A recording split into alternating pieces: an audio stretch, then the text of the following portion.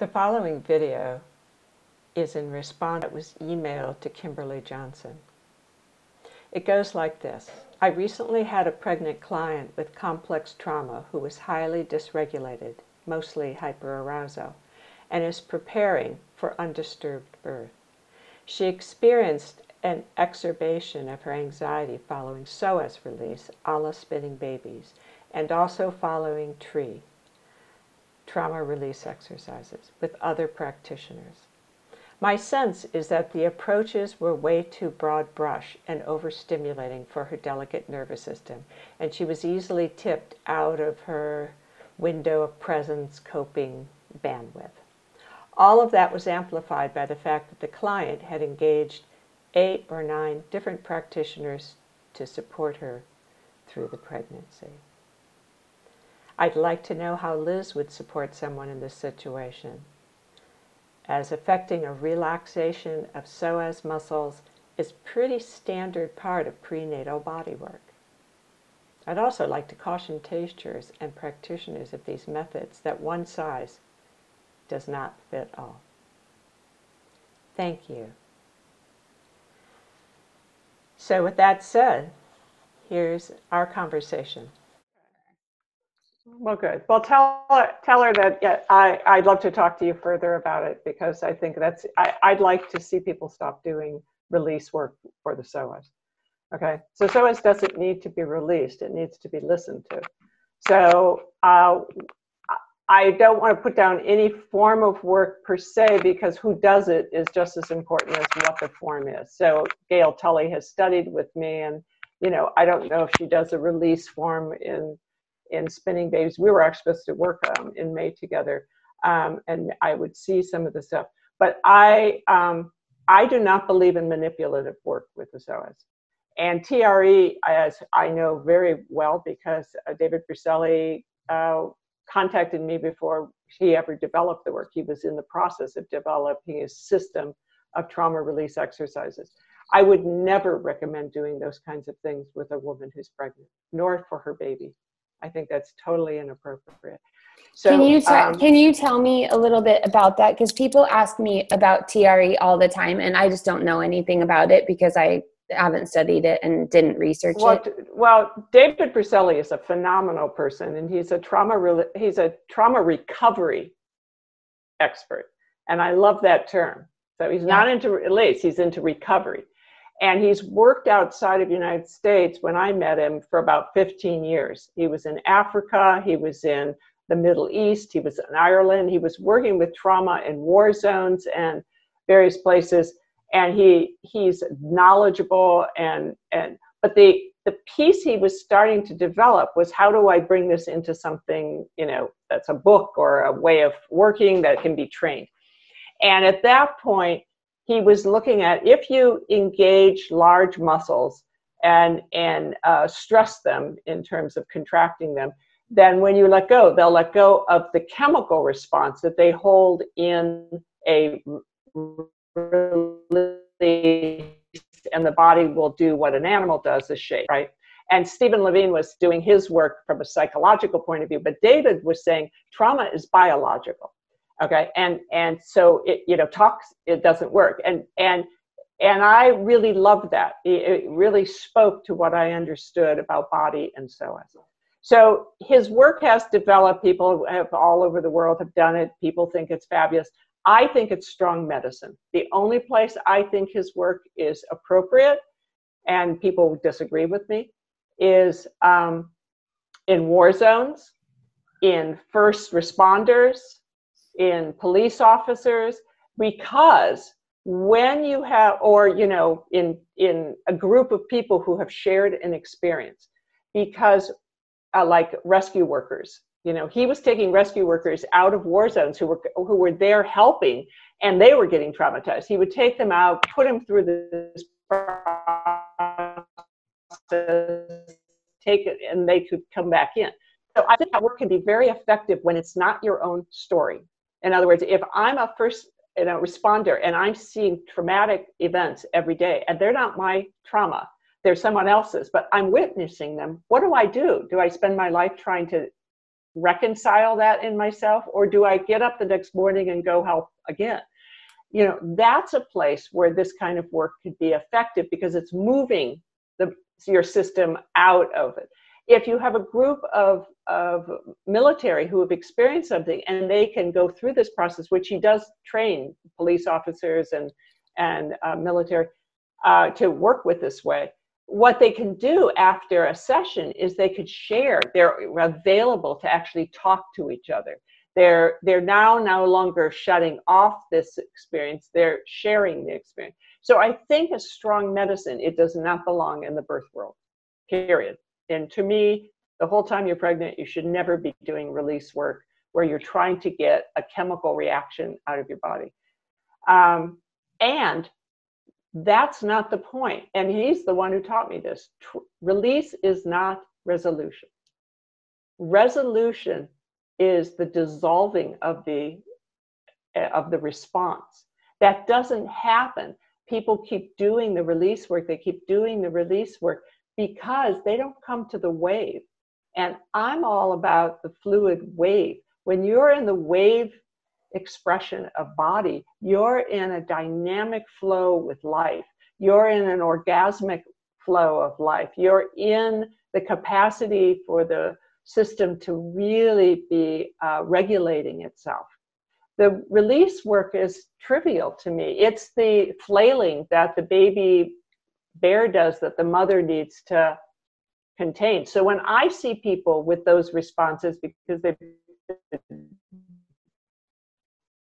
doing release work with their therapist for 6 months straight, they say, you know, keep doing this release work because there's definitely more trauma there. And their nervous system looks like they have, you know, Hodgkin's disease or something. I'm like, what is wrong with you? You know, their nervous system is so hypersensitive. I'm putting weight on them. I'm grounding them. I'm saying, stop that, you know, like no more. So I would never see it. And I would never release someone's psoas for birth. That is ridiculous. That is like bypassing what the psoas is talking about. See, people think you can get rid of fear. You know, no, you create enough resiliency in the system, which is what you're also talking about, to be able to allow yourself to have responses, not to be numb. Yeah. You know? Yeah. So, and to me, when people tell me they have 8, 9 people working around their birth, it's like,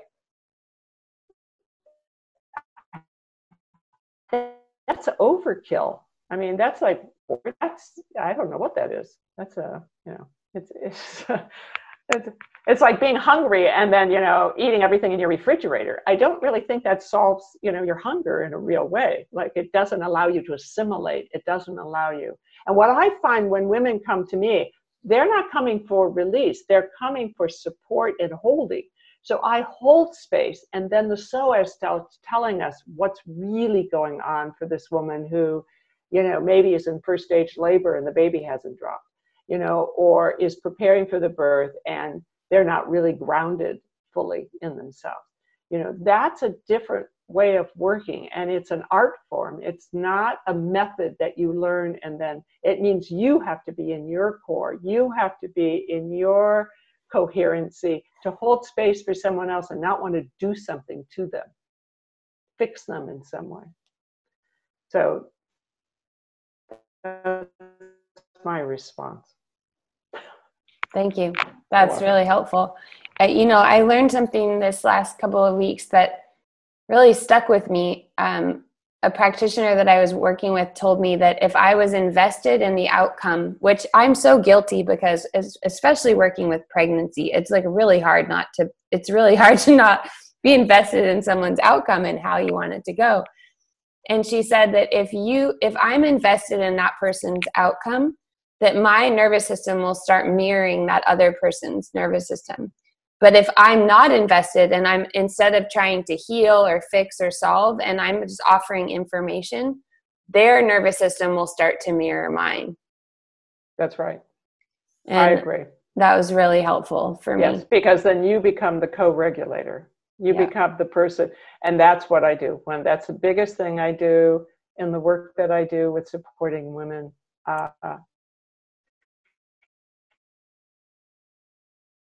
That's true with people who are have been, who, whether I know or not, have been abused in some way sexually, or fear responses. I mean, it happens no matter what. Doesn't happen for men and women.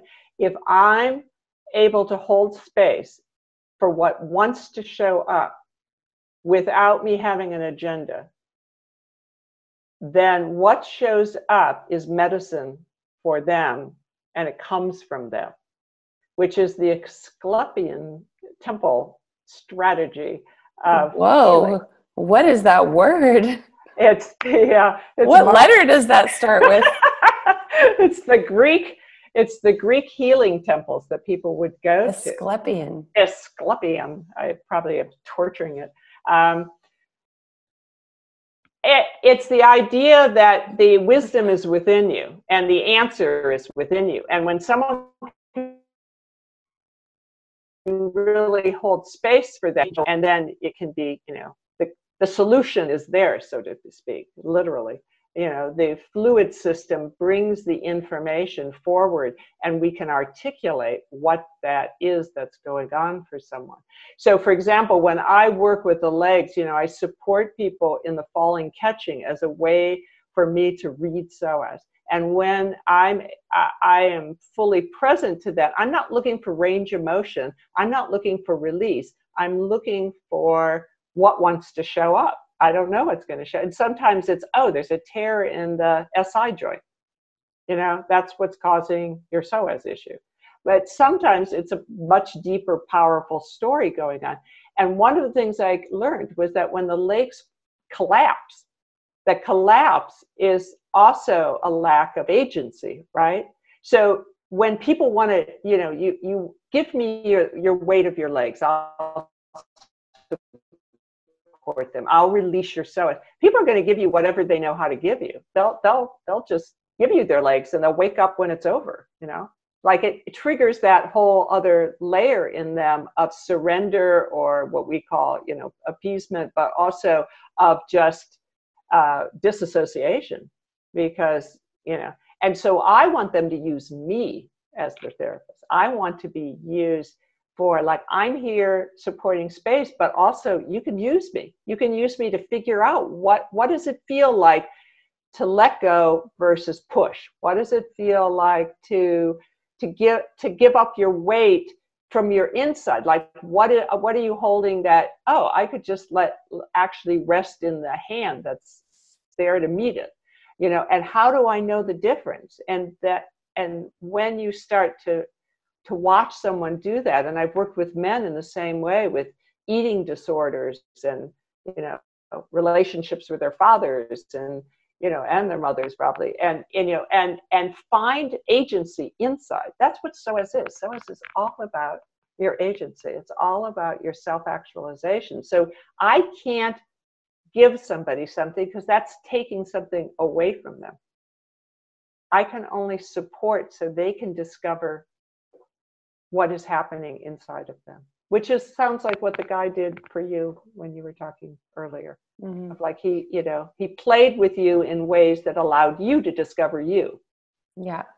And it's also this moment that we're in where women are getting, now doulas can't come into the hospitals with them right now because of the virus. And here in New York, the partners couldn't, but now partners can again. But a lot of people who work in the hospitals are like saying, please don't please just come here and don't bring more people here. Yeah, you know why though? Not only for that, but just to say that it's also based on how the system wants to control. And they don't want to deal with other people. They don't want to deal. They're going to fix the woman because they're going to deliver this baby. My recommendation is you don't belong in a hospital to give birth. You belong in a birth center, maybe. You belong in, are surrounded by people who are capable, but you don't belong in a hospital in this moment. But even if you really believe you must be there, it's not totally for the safety. It's not even, that is part of it. But, the inside sources tell me also they don't want to deal with other people. It's already, it's already an eye-rolling event when the woman walks in with her birth plan and, And they're like, oh God, we have to deal with her, and she thinks she knows what she's going to do. But it is a power. But from the women's, a power grab. It is a power grab, 100, and it was before this. But what I'm saying is that right now, like if we just heard we just heard a case of a woman who had 8 or 9 practitioners, like that is showing us how much women are trying to outsource their power. And yes, even the thing of getting a doula, like, sure, there's tons of research that doulas make births better, but as a doula, we also know people sometimes hire us because they think we're going to somehow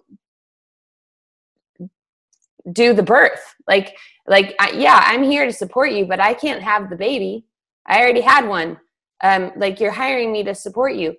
But the fact that someone would be that panicked about having to be alone also tells me, well, you're not actually really in your power center if you think it's going to be impossible for you to deliver your own baby, right? Like I interviewed someone for my book, and her midwife that she had been preparing with the whole time at the end wasn't there for her birth. This was in Rio, where there's not that many home births.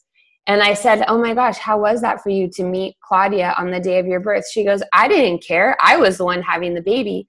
And it was like so cool for me to hear that from her, because I was like, just like it sort of like woke me up. Like, yeah, what difference does that really make? Like, you're the one that's having the baby. Of course, I know that connection matters. And, if I had my way, I probably would have had like an acupuncturist, a massage therapist, my 3 best friends, my mom, I would have had like a group birth if that was possible. But it's just at this moment, here it is reflected back, like, look, you can do this. Like, you don't actually need your partner or a doula. You can have a baby. Yeah. Yes. That is the animal body. Yep. You can catch your own baby. Lauren says, I'm grateful for the 2 of you and for coming together. Stalking Wild Post workshops and Activate Your Inner Jaguar were both new for me this year, and both have enabled me to feel my system changing in a way I've never experienced before. I've continued to use both of these bodies of work daily. Amazing to sit in on conversation with your 2 role models. That's sweet. Matthew says, this is so fascinating and worthy. The intergenerational exchange of earned wisdom is so grand to behold. And Zebra, I don't know if that's your last name or not, or first name. How do you help clients tolerate more charge when engaged in play or activities associated with higher risk or danger? How I do it is a little bit at a time. So, what's a lot of activation for one person is hardly any for another. So playing with balance, being off balance, doing tasks, throwing something without looking at what you're throwing and being okay when it drops, escalating. But it's very in the moment for me. I don't kind of have one thing that I do. Just kind of depends. Yeah, because when one of the biggest things that come up when people get in their bones, okay, and that's maybe through bone tapping and playing with weight and all of a sudden they go, oh, I feel more grounded, but I feel lighter. That's bone. Bone is being. So in my world, when you're in your bones, you're just being. It's not about the doing piece, it's about the being piece. And so there is a lightness to it, but yet there's a gravitational field. And so then you feel a sense of buoyancy because you feel the support of gravity. Everybody thinks of gravity, dropping to the earth like the apple, but there's also the ball bouncing. And so there's rebound or ground reaction force. And so you're feeling that in the bones. And when you're in your bones, there's a lightness. And you see that in the animal, when they're moving, there's this lightness to them. And even a heavier, bigger animal will have this kind of lightness to it. So I think that's because they're in their bones. They're 4-legged and they're grounded and they're here and nobody's eaten them yet. So that's how I see it. Definitely, I have a long-standing relationship with gravity, and oh, good. It for me, it feels like the iron filings get called in specifically to my sacrum, and that collecting of the iron filings in my sacrum down my legs into my heels is part of that consolidation.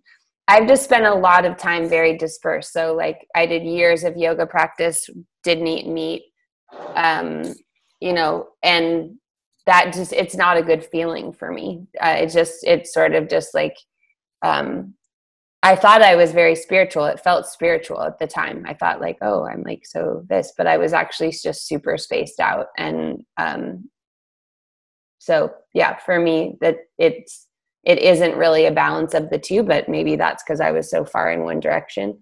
It's really just that consolidation feeling.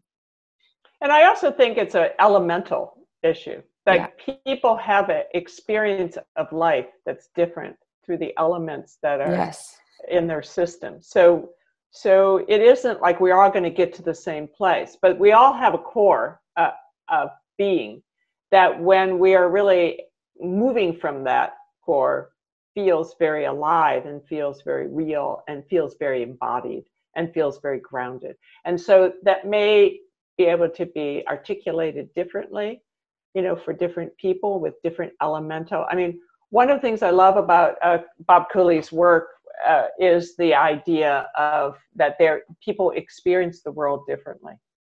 You know, they're actually literally experience time differently. And when I started, you know, I never studied his work. I've never studied anybody's work because, again, I'm not disciplined. You know, I'm actually not interested. But I mean, I'm interested in his work, but it's you know, you have to delve in to really get it. But I get little pieces of it. And the pieces I really love is this idea that we do experience life differently. Because then when you can kind of notice that about people, you can language things differently. It's kind of like knowing that people learn in different styles. It's a similar kind of idea. You know, that if you understand that someone is auditory, that may mean, you know, the way you communicate is different than if somebody needs a kinesthetic experience to get the idea. You could show me something 1,000 times, but the minute I do it, I get it, you know. So I think that's also a piece to put in the puzzle, is that there are different ways of perceiving. And people are dominant in a particular perception and also actually seeing the world slightly differently. So you're going to sense it differently too.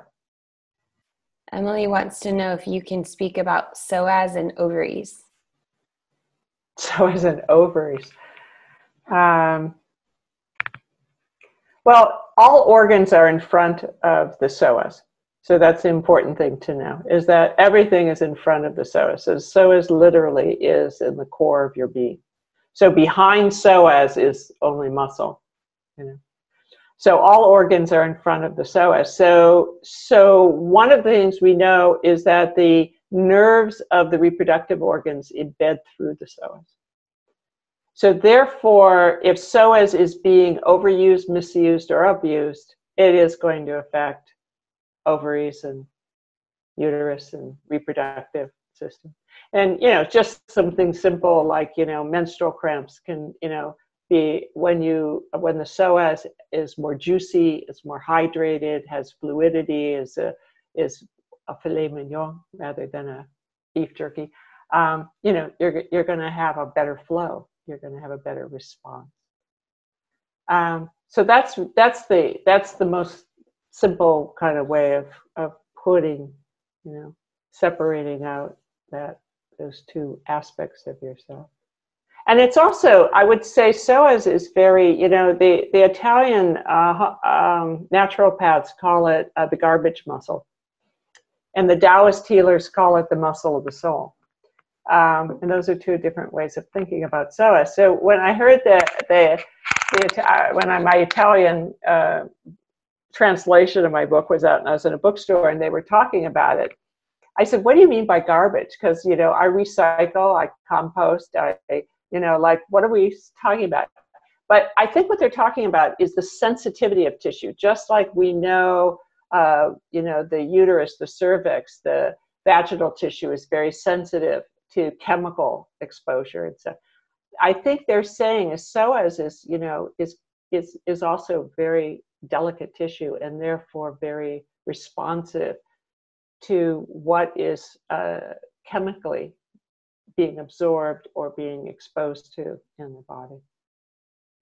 And so it can have infectious disease doctors have told me that it can have cysts. Yeah, so you can get a cyst in the psoas that causes. So you see a kind of delicacy the same way we see the reproductive organs are very delicate, both prostates and uteruses and ovaries. And so I think there's a really kind of impact of what exposure can do to it.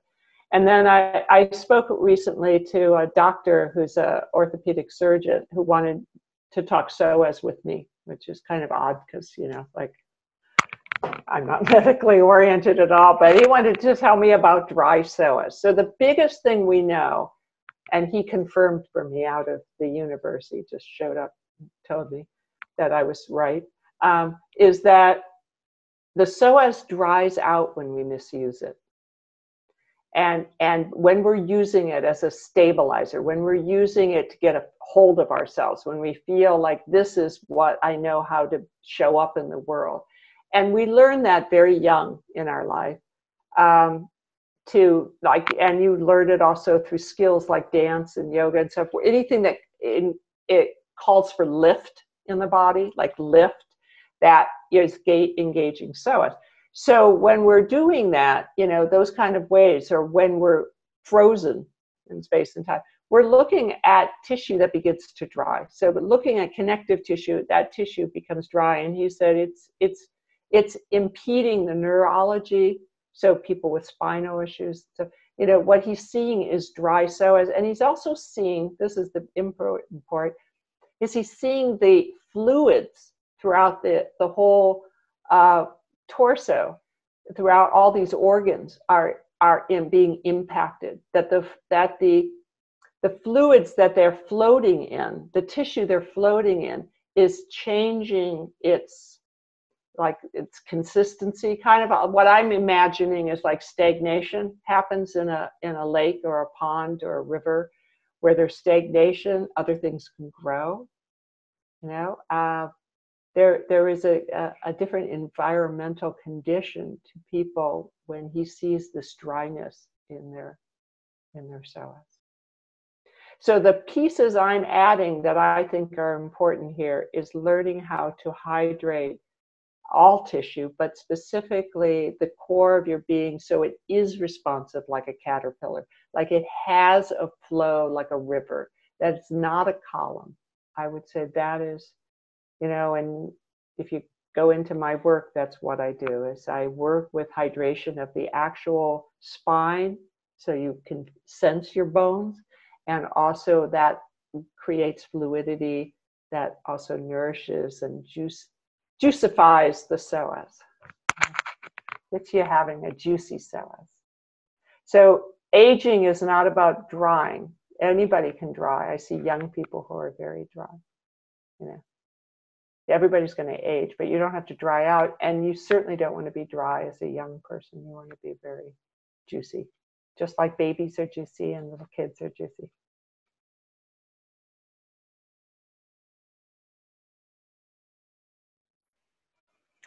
All right, well, off to my dinner party. Yeah. My big night out. Yeah, that's right. In your kitchen. Exactly. Right here. Are you? It's just right here. Yeah, looking good. It was great to be with you. You too. And thanks everybody for joining us live. It's nice to have you all here and seeing your lovely faces joining us. So thanks. Good night. Thanks, Kimberly. Good night.